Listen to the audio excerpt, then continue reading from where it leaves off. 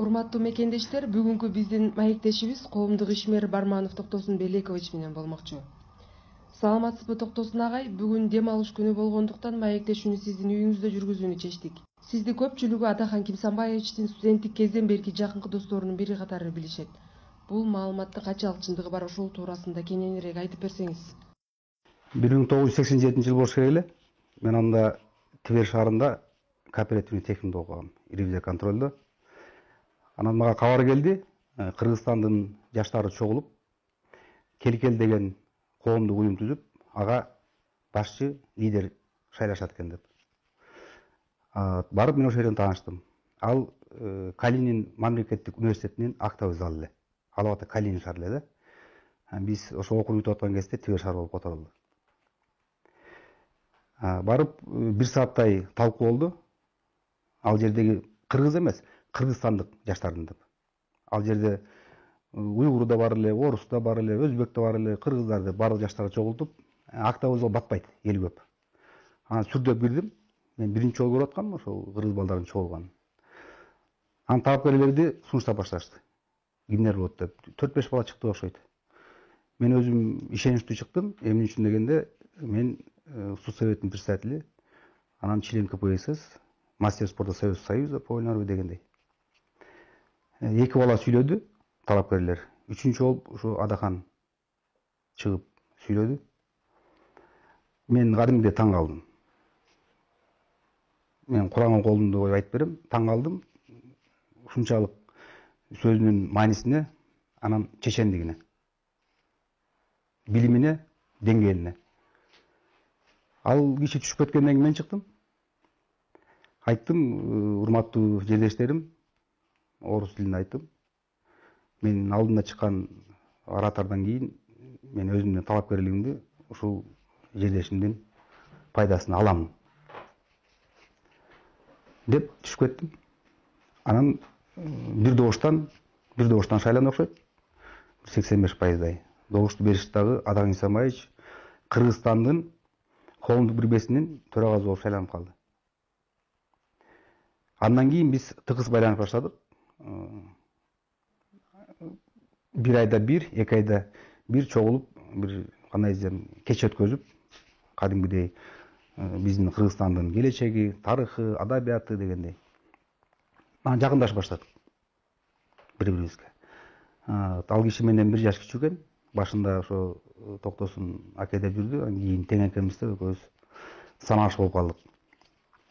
Москвада окуган, Ярославда окуган, Нижний Новгороддо окуган, Ленинградда окуган балдардын карым-катнаш ошонун негизинде бизге ал убакта Тынычбек биздин жердешибиз, Токто болуп болот.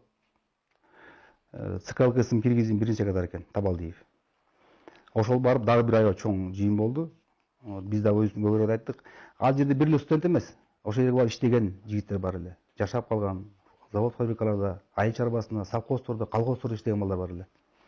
Ошонун баардыгын башын кошуп, кадимгидей бизге атадай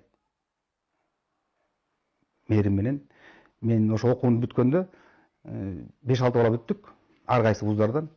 Ошондо бир чоң жыйын кылып, бизди куттуктап, ошол жерге бир кой союу, футбол, волейбол ойноп бир чоң ушундай иш-чара кылган да. Анан ошондо бир ойлор кетет эле да. Бул эмне башкалар башкарса болбойбу, ушул эле балалар чуркап жүрөрү дегеним жанымдагы жардамчылардан шарыраак эле. Мен эми спортсмен болгондон кийин көп нерсе мелдештерге катышып, мен Атахан Кимсанбаевичке жардам бере алган жокмун, чын айтканда. Абдан чоң деңгээлдеги жардамдарды берди. Ошол жерде иштеп аткандардын укуктарын коргоп дегендей, болот жумуш жок калып калат, же болбосо бирөөлөр кемсинтип коет дегендей, айлыгын бербей коет дегендей, ошого чейин барып группа түзүп алып барып келчү эле. Биз ушул тарабынан. Анан көрсө ошончо студенттин арасынан экөөбүз экенбиз член КПСС, член Коммунистической партии Союза. Ал киши армиядан болуптур, 85-жылы партиянын мүчөсү. Мен дагы армияда болгом, бирок армияда мен кандидат член КПСС болуп келдим. Андан кийин фурнит заводунда иштеп, 85-жылы августта Молдобаев деген болгон 3-секретарь СК Компартии Киргизии. Ошол кишинин колунан партбилетти мен тарых музейине алгам. Анда Ленин музейи деп койчу эле. Вечерний Фрунзеге чыккан сүрөтүм бар, жаш коммунисттер деп. Биз ушундай шартта таанышып калганбыз. Ал убакта өзүңүздөр билесиздер, кандай эзем ачка токту, бары жокту, бүтүнүн жыртыгын билген мезгилде биз акча дос, кызмат дос болгон жокпуз. Мен өзүм жашоодо эки кандоосум бар. Мен айтам кандоосум деп, алар мага кандай карайт, аны өздөрүнөн сураш керек. Биринчиси бул кыргыздын тарыхында жалгыз төрт түрүнөн бул эркин күрөш, классикалык самбо дзюдодон чыккан жалгыз кыргыз жигит бар. Бул Кенжебек Өмүралиев деген. Экөөбүз 79-жылы Нарын шаарында Кыргызстандын биринчилигине күрөшүп, аны кыргыз кесир деп койчу эле. Мен чемпион болдум, ал 5-чи болуп калды. Ошондон бери чогуу күрөшкөн жолдош балдар бир командада күрөшүп калдык. Анан 82-жылы мен армияга чакырып калдым. Ошондо айтты элем Кенжебектин өзүнө. Кенжебек, сен машыга бер деп, алмак уттуруп койчу. Сен машыга бер, сенден улуу балбан чыгат деп. Орусча айткам, все будет великий борец деп. Я не ошибся. Он стал великим борцом. Жалгыз кыргыз Советтер Союзунун 5 жолу чемпиону. Спартак Арнада Вестер туткан, Европа жолу уткан, Кубок мирага барган. Турцияда бир каргашы болду, ооруп калып, 3-чү болуп калды. Бирок 3-чү кругта айтат го орустар, действующий чемпион мира Фалак деген болгон. Ошону уткан да.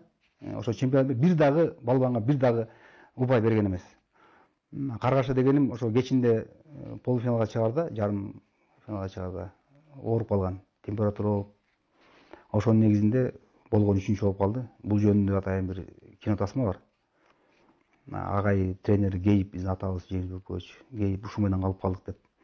Ал эми 91-жылы Спартакиада утканда Барселонага Олимпиадага даярданган. Эстер тарап кетти, ал барбай калды. Анан 3 жолку олимпийский чемпион бар эле, Арсен Фадзаев деген, ошону алып кетишкен Россия. Биздикилердин олимпийский комитети жок, калып калган. Андан кийин студент кезде жана айтып өттүм, барда жокто деп. Ушу Адакан Кисанбаевич менен саамалаш болуп, бүгүнкү күнгө чейин биз катнашып келебиз. Вот человек сидит, мой однополчан, друг. В этом году 38 лет мы с ним вместе ходим. Вот. Кстати, он и сокурсник Адакана Кисанбаевича, может, ему задать вопрос? Вы вместе учились с Адаканом Кисанбаевичем? В одном университете учились. Я-то, наверное, на экономическом учился, а он, по-моему, на историческом. Общежитие у нас об одном мы жили, и здание в одном. Этот человек, понимаете, в то время он только стремился к знаниям. Учиться, и как Ленин. А мы что? Вот так-то спортсмен был тогда. Я тоже так баловался спортом. Рестораны, дискотека. А вот нигде там не было. Он правком, комсомол. Вот такой. Ну, все. Вот. Я-то знал, что этот человек хочет набрать все, что он пришел учиться. И учился. В одним словом, И в одним словом, так, я очень рад, что учился он со мной, у вас он депутатом был. Так-то он хорошего человека никогда не говорит. Он плохой может сказать, и про меня. Хотя он искал меня 18-20 лет, зачем, я не знаю. Хорошего про меня не говорит. А вот про него всегда он. И вот у вас спортсмен есть. Все время. Это два хорошие, такие чистоплотные киргизы. Вот и всегда. Так-то когда позвонил, мы уже 20 лет, он звонит мне на телефоне, салам алейкум. Голос что-то я понял. Через 20 лет это в армии вместе были. В Твери, здравствуй, момент, опять через 2 года встретились в Твери. И через 20 лет он мне звонит прямо в Грозный. И через неделю-две он уже в Грозном прилетел. Просто мы как-то, не знаю, с характером сошлись. Или я всем чеченцам сказал, это хороший парень. Это как брата моего, уважайте. Все его чеченцы его в армии уважали, в университете уважали. И я киргизов старался всех уважать. Вот так же бизде, кыргыздарда. Кыргызча сүйлөйт, кыргызча ойлонбойт, кыргызча жашабайт. Кыргызга орус айтмайынча кыргыз ишенбейт. Бир орус айтып койсо, баланча түгүнчө эртең жаган айтса баары ишенет. Кыргыз айтса ишенбейт да. Мына биздин трагедиябыз. Кыргыз улутунун трагедиясы да ушунда. Мен 18-жылы ноябрдын 23-үндө курултай болгон. Ынтымак курултайы. Ошол курултайды Каптагаев, Бекназаров жана башка өткөзгөн. Мага 3 мүнөт убакыт берип сүйлөгөнгө. ошол драма театрда баштан аягына чейин Манас бабабыздын сүрөтү илинип турду, кылычын кармаган. Мен чыгып суроо бердим. Ал жерде Шеримкулов, Келдибеков спикерлер отурду эле. Мен суроонумдай баштадым. Биздин ураныбыз ким деп? Бабабыз Манас. Ошол мезгилде сиз элеңиз спикер, Медеткан Шеримкулович. Фрунзе шаарын Манас кылабыз десе, ушул кыргыздарыбыз чыгып, андай билбейт экенбиз. Бишкек деген болот деп Бишкек кылып алдыңыздар. Анда Бишкектин сөзүн билбейсиңер дедим. Мына дедим, кыргыздын аркы, кыргыздын баркы деп. Ал эми залгы болгон экинчи суроом бул биздин замандын сыймыгы ким деп кайрылдым. Биздин залкарыбыз Чыңгыз Төрөкулович Айтматов деп айттым. Туурабы? Ааламга тааныткан кыргызды биздин замандын залкары бул Чыңгыз Төрөкулович Айтматов. Чыңгыз Төрөкулович таластан койгондо өзүнүн айылынан шекерден талап берилген жогорку кеңешке. Ким шайланды эле? Сиз билесизби? Ким шайланган Чыңгыз Төрөкуловичтун ордуна утуп алган? Билбейсиз, мен да билбейм. 18-жылы 12 декабрда Чыңгыз Төрөкуловичтун юбилейи болду. Көз өтүп кетсе дагы. Бүтүндөй аалам дүркүрөдү. Чыңгыз Айтматовдун жылы деп. Аны таластырып өткөзүп койдуңарбы? Мына кыргыздын баркы. Кыргыздын наркы. Сөз бар го, жаман өзү теңелмесе, сөзү теңелет деп. Айтат го, ит үрөт, кербен үйөрөт деп. Биздин негизги мыйзамыбыз конституция алмаштырып атат. Бизге ата бабабыз алмашпас макал лакап таштап кетпеди эле. Мына биздин мыйзамыбыз макал лакаптарды таштап кеткен бизге. Бизде жигиттер көп, бардыгы жигитпиз. Бардыгы жигитпиз деп чыгабыз. Эрибиз жок болуп атат. Эмнесе өтө кыргыздар айткан? Ерди намыс, коёнду камыш өлтүрөт деген. Эрлер каякта? Эң негизги нерсе Мадумаровдун батырлыгы. Ачык айтайын да, досумдун батырлыгы. Ошо жогорку кеңеште туруп айтты, мен отставкага бердим. Урматтуу депутаттар, колдоп коюңуздар менин отставкамды. 7-дашта бирди сүйлөп, ушул жерге келип бирди сүйлөгөн, президент менен иштешпейм деп айтты ошол жердеги 90 депутатка. Муну кыргыз укпай атат. Куз да жок. Ал кап менен ремонт кылабыз дегенди.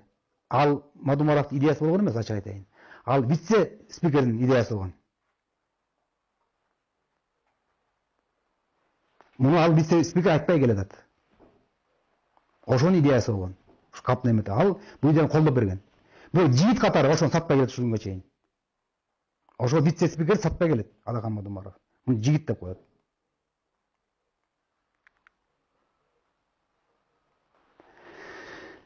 Экинчиси, кайра чакырып, Совбездин секретары кылышты. Суранып, ушул иштеп чыгыңыз Совдепбасынын немесин, доктринасын деп. Иштеп чыкты, бардыгын бүтүрдү. Анан чакырган жанагы. Мен муну айтып бердим. Бакиев чакырып, сен аяктан көрүп атасың коррупцияны дегенде, бул киши айткан. Эгерде сиз бүгүн имдериңизди, балдарыңызды жумуштан кетирип тазаламасаңыз, сизди акаяк тагдыр күтүп турат деген. Ийгилик каалым деп чыгып кеткен. Чыгайын деп калганда айткан Бакиев, Мадумаров деп. Артты карап туруп айткан экен.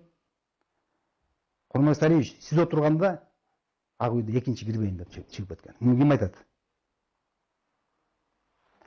Муну айтат батыр дейт. Кызматка чуркаган эмес. Намустуу жигит болгон. Менин дагы жакшы сапатым, мен сөзүмө турам. Айткандан кийин артка кайтпайм. Арт өстө кирген эмес. Мына ушундай Мадумаровдун батырлыгы, мен сыйлаган сапаттары артка кетпейт, айткан сөзүнө турат.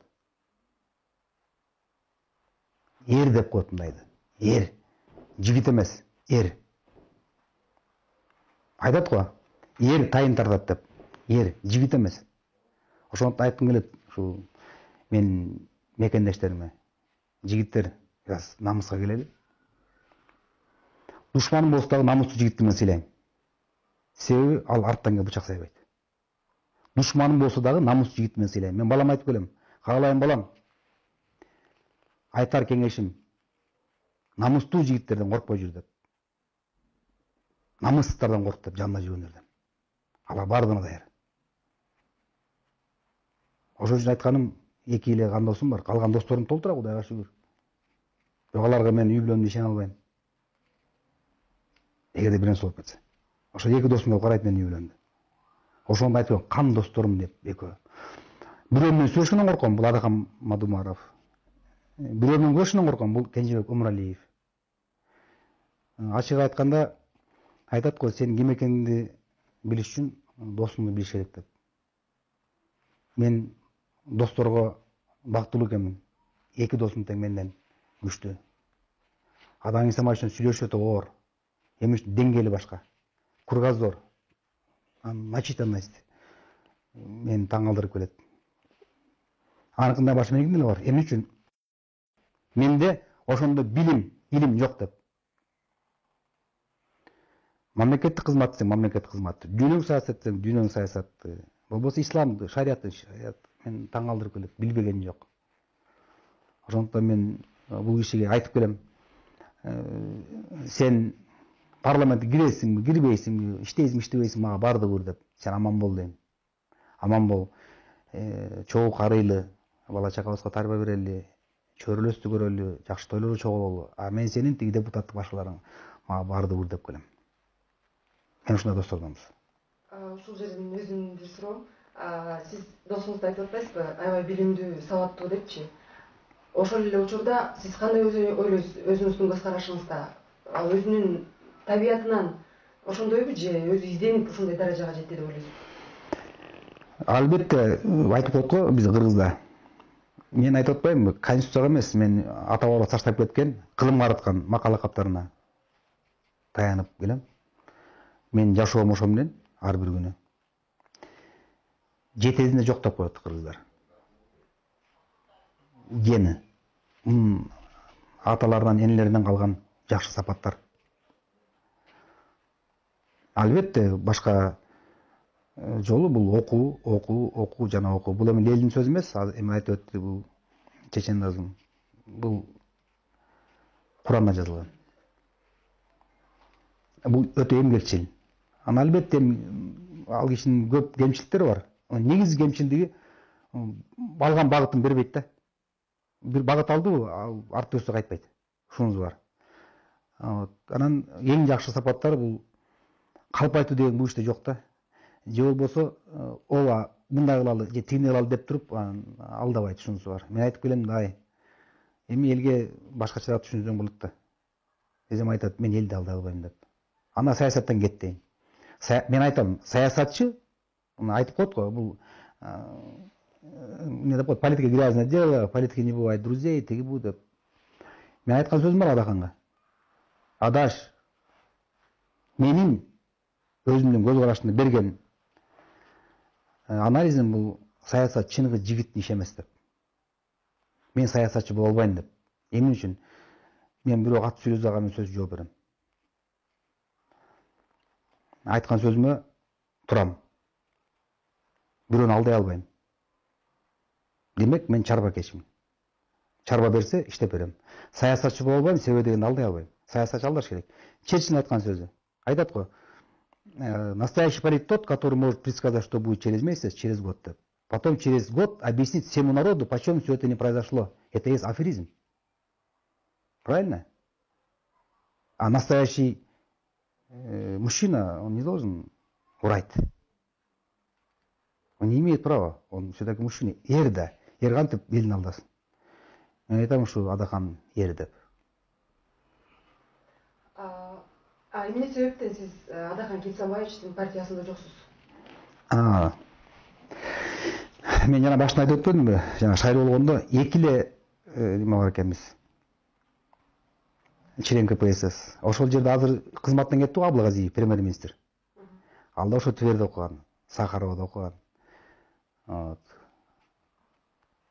Токтогул Туманов деген бар, депутат болуп жүргөн, комитеттин төрагасы.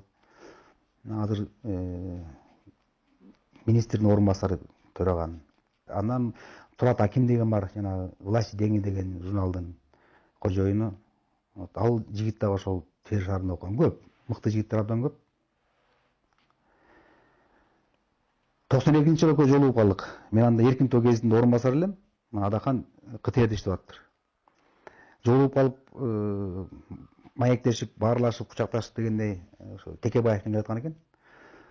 Аны айтып калды, токко келип, делеге катышып, эксперт катары. Мен айттым, убактым жок. Аны айтып калдым, адаш, партия эмне болду биздики? Жок болду го деп. Ana ошо экөөбүз сүйлөшкөнбүз. Өмүрүбүз өткөнгө чейин башка партияга кошулбайбыз деп. Себеби дегенде мен атамдан 8 жаштын жетим калдым. Ушу КПСС мени ачка кылбай, ток кылып, кийимди бүтүн кылып, мен 3 интернатта окугам Бишкекте, анда Фрунзе шаары эле. Ал партияга мен өзүм аң сезимимден өткөм. Мен башка бирөөнү кантип айтам ата деп, атам жок да. Мен ошо партияга киргем, өзүмдүн аң сезимим менен.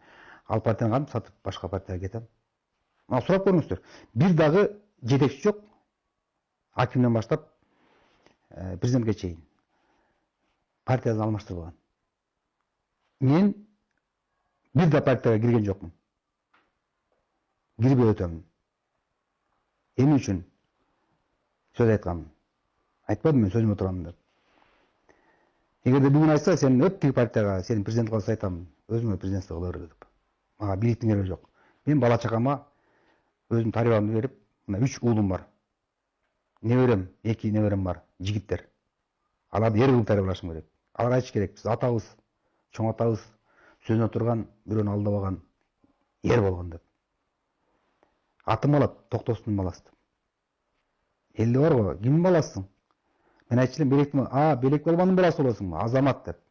Атабыз жакшы деп. Же баламды бирөө шагын сындырсынбы, тетиги аферисттин баласысың деп. Ушул эле менин бул жашоодогу мыйзамым. Бала чакама жакшы тарбия, атымды таштап кетти. Ал эми жанагы партия боюнча айттым. Адаг Нисанбаевич билет. Ошол сөздү ада канат билет. Ал киши партия түздү. Ал милдети, мүчө болуп аны башкаруу. Ошол себептен мен мүчө да эмесмин бүтүн Кыргызстанда. Токтогулга талапкерлигимди койгондо акимге мен партиясыз деп барганмын. Мен айткам, коммунисттик партиянын мүчөсү болгом. Кыргызстан эмес, Советский Союзда деп. Мен ал партияны сатпайм. Менден башка 4 болду, экөө СДПКдан барды, бирөө Атамекенден, бирөө Акшумкордон барды. Мага айтышты бул жерден. Токтосун бир партияга кирип ала койсуңбу жолдомо деп. Мен айттым, аким болбой эле коеюнчу антип. Ошол жерге бардык. Тиги жерде сизди бир группа күтүп атат. Барып коюңуз, сүйлөшүп коюңуз. На берегу. Мен үчүн барышым керек экен. Жолугушууга барып атам. Чогуу. Эмне үчүн түндөп барып бирөөдөн сурашып керек экен. Мага добуш берип кой деп.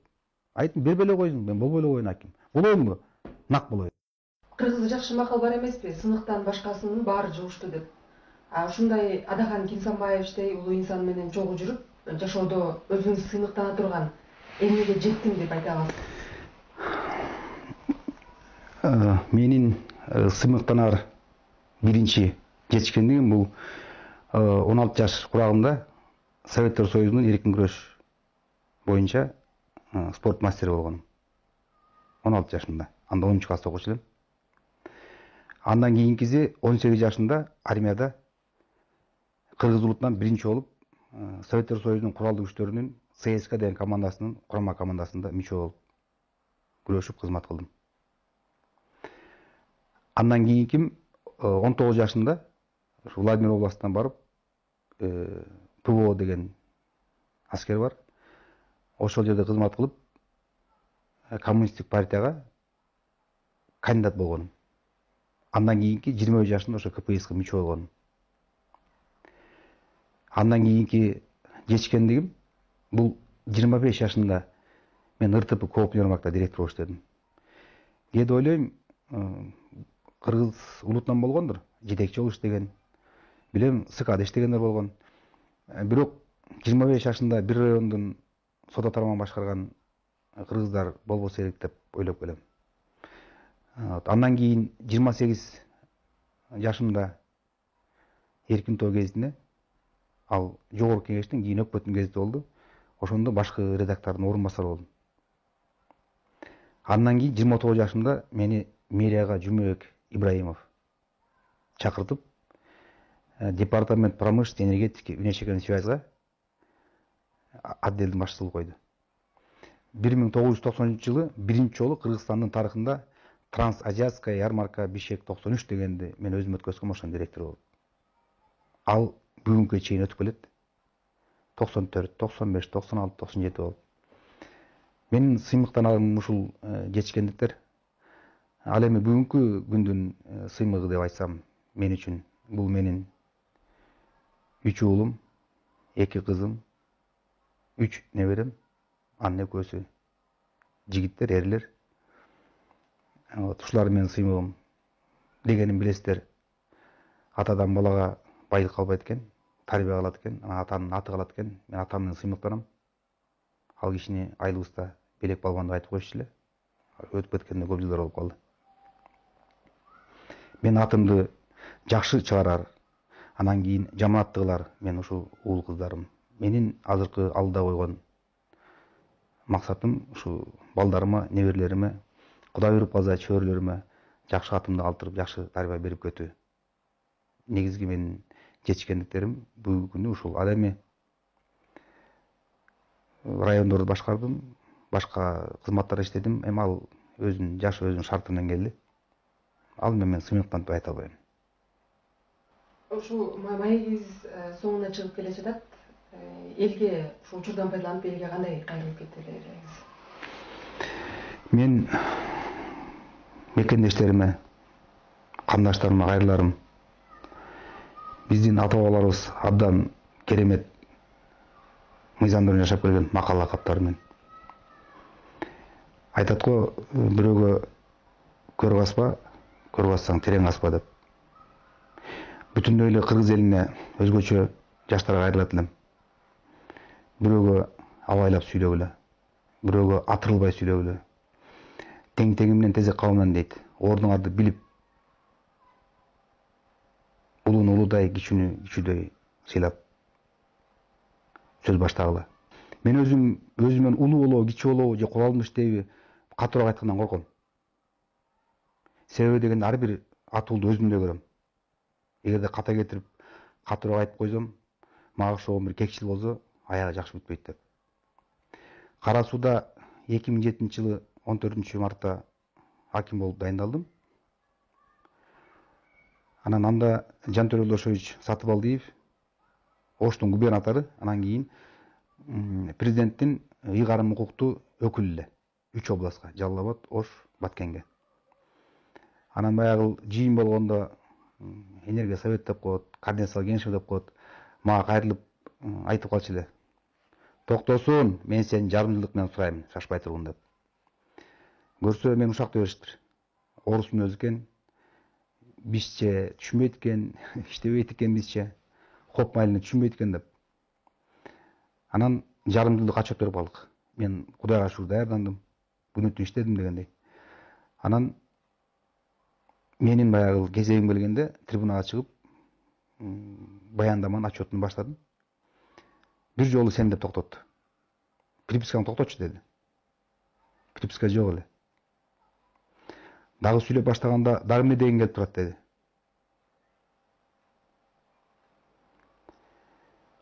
Албетте мен этиканы сактап, бир айт сен деди, унчуккан жокмун. Экинчисинде унчуккан жокмун. Айттым: "Жантөрө Лошович, мен баяндамамды улантайм десем, дагы эмне деген келип турат деди. Көрүшү ал киши бул жумушту 4 айда эле мынча кантип көтөрүп жиберди. Пландар 134-кө, 136-га, дагы эле эсимде. 176-га ФПС'нин аренда төлөмдөрүн. Мен түшүндүм анын позициясын. Коллега болуп атат, коллега мүчөлөрү, орун басарлары, акимдер, область жетекчилер, айыл өкмөттөр, финанс башчылары, соц фонддун төрагалары себебден экономический отчет болуп калды да. Анан мен трибунага кайрылып айттым: "Эй, Жантөрө" дедим. Ал киши карап минтип калды. Көрмөксөн болуп. Колун минттим. "Жантөрө" дедим. "Сен кимди сен деп атасың" деп. "Сен кимсиң мен сен дегендей?" Мен Кара Суу районунун мамлекеттик администрация башчысы, тире акими Барманов Токтосун Белекович. Сен кимсиң? Сен сесиясыңмын сен дегендей. Доматың бар аким катары. Экономикалык эмес, социалдык, чарбалык суроолорду бер. Жооп бере албасам, залдан кетем, азыр кабинетке барам, кетем кызматтан. Арыз да жазбайм деп. Жигитче бар доматың. Чакыр кабинетке сүйлөшөлү. Кайра эле сен дейсиң деп. Бир да сөз сүйлөгөн эмес мага. Себеби дегенде ал киши өзүнүн күнөөсүн сезди. Мен ал киши үчүн иштеп атам да. Өзү айткан жаңы аким болгондо. Токтосун эсиңе салып коеюн. Кара суу жөтөлсө 60% берет деген. Көрсөткүчтөрүн. Ош областы ооруп калат деген. Мен ал киши үчүн жандырып күнү түн иштегем. Мен 3-тө келчим үйгө түндө. Ошонун негизинде 2 айга чейин барбай койдум. Чакыртат барбайм, Мен артымдан орун басар жөнөттүр. Ажыбек деген байке бар. Азыр Гипродем директору. Ал кийин Нарынга кетти губернатор болуп. Ошол үчүн жиберген бардым. Анан жакшы тосуп алды. Тентек тезе кел деп. Анан түшүнүп айттым, Жандый Олдорович, мен сиз үчүн иштеп атпайм. Башка бир үчүн иштеген жокмун. Сиз уят кылбайын деп атсам, кайра сиз кагып силкесиз. Андай болбойт дедим. Мага кызматтын кереги жок. Намыс керек мага. Мага чечим кыйкырган эмес. Ошондуктан мен элиме, жалпы мекендештериме айтарым, бири-бирибизге болгон сын пикирди абайлап, ар-намыска шек келтирбей айталы. Чектен чыкпайлы. Биздин кыргыз элинин улуулугун унутпайлы. Ал эми акырында элиме кайрыларым, мына апаат күндөр болуп атат. Коронавирус деген бале дарт келди. Элибизге чыдамкайлык, ынтымак, биримдик биздин элибиздин күчү дагы, мүмкүнчүлүгү дагы бар. Ушул кара ооруга каршы турууга. Бардыгыңыздарга бакубат ден соолук, аманчылык, ийгилик каалайт элем. Ушуну менен биздин маегибиз соңуна келип жетти. Учурдан пайдаланып, ушундай оор кырдаалда ар бириңиздерге ден соолук, тынччылык каалайбыз.